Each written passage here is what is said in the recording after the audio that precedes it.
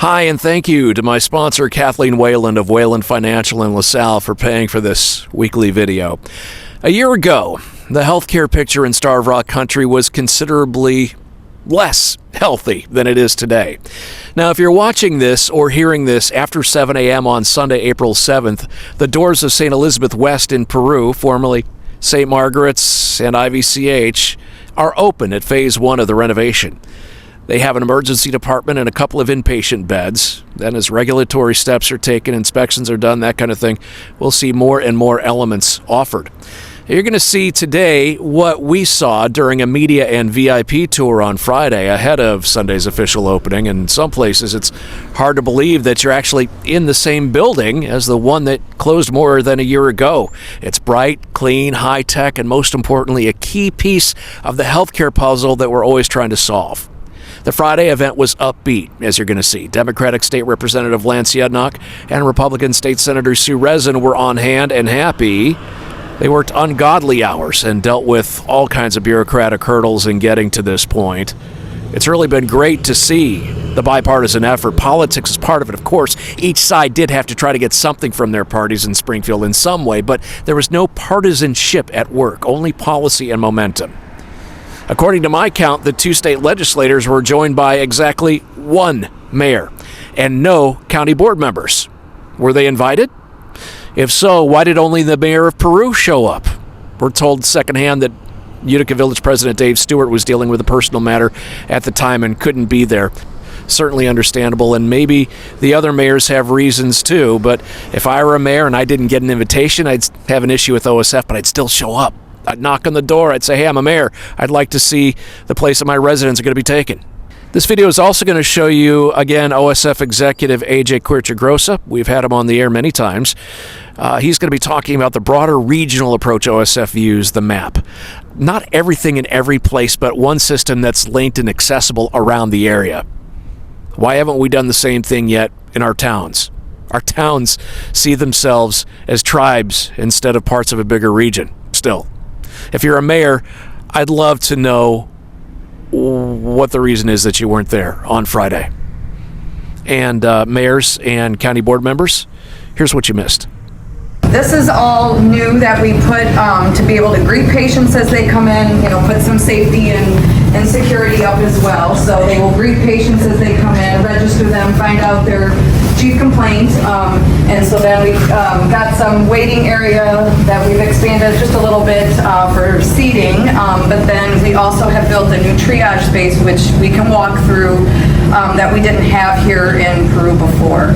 The triage, you be called back, and so then the nurse will be asking questions, taking initial vital signs, and determining how complex the patient is. If there's room to go straight back to the back, they will do so and bring the patient back. If it's full, then they may be asked to come back out to the waiting area. Not feeling well or sit up, but we've got the cardiac monitoring in here. We can check their glucometer, do vital signs, and really just interview for chief complaint. And then this is the door that if we have space to bring them straight back to the ED, they will come through here. We have space, then you'll be brought back with one of our ED team.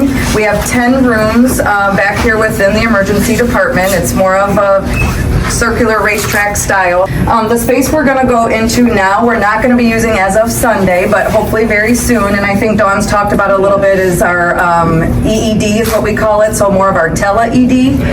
We are going to be piloting that here as well as Ottawa and then Streeter, just for another method to get the care for patients as quick as possible.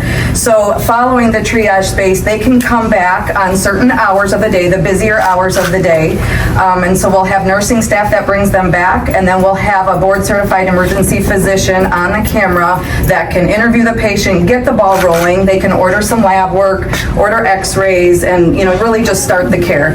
Then if we have a room open up and they need to get in the back, then we will bring them back, or if it's something simple, they could even be discharged from this space as well. So this is all brand new construction as well. We'll have 4 bays in here, and again, the idea is for quality of care so that we don't don't have patients, if there's a bunch of people at the same time, we don't want them left without being seen. That's not good for their care. So this really is intended to reduce that, provide a better patient experience and higher quality outcomes for our patients. Yeah, this used to be where the outpatient registration was. Yeah. 4 months ago. Yeah, 4 months ago. So this is where you see an ER doctor. Yeah, board certified ED, so they'll start the process. Right. 4 months So ago. wait to get to a regular room to start seeing, getting care. For OSF, yes, not totally across everyone. A few health systems are doing it, and that's how on-call went and visited them, and that's, but we're getting to be the pilot, so we're excited about that. Is this the same as triage, or is this a step after triage? It's a step after triage. Triage, okay. So it's just a continuation of flow.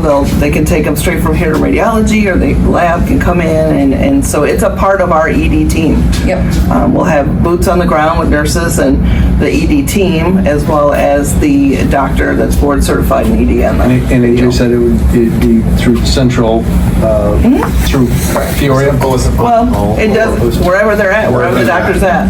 Yeah. So part of this is to reduce the ER wait time, which Correct. is a problem and continues to increase. It is, it's for that, but even more so, from a patient experience, yes, and we want to reduce the wait time, but at the same time, we don't want them, because of the wait time, leaving the ED when they need care, which is, it happens. So it's really to reduce that so we can ensure patients are taken care of.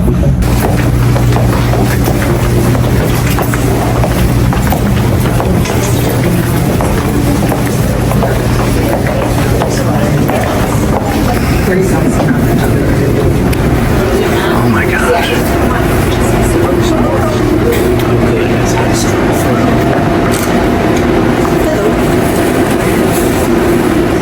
This is our CAT scan room. Step inside.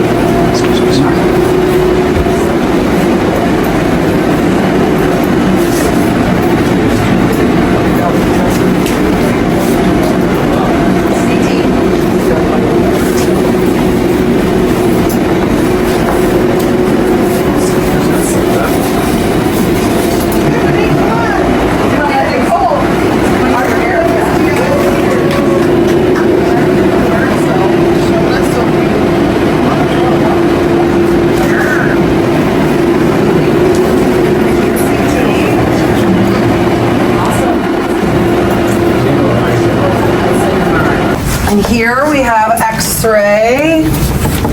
Oh, you're good. Good, all right. So we have some techs in here actually testing the portable machine. So this is a large X-ray machine that we can bring patients into. And this piece right here is actually a portable X-ray machine that we're going to be taking down to the ER for those patients. So the techs are back here just doing some testing and finishing building up some protocols. So doing all things ultrasound, general ultrasound, vascular ultrasound in this room here. So again, building protocols. We have an engineer coming this afternoon to work on a few things. But again, light and airy and beautiful.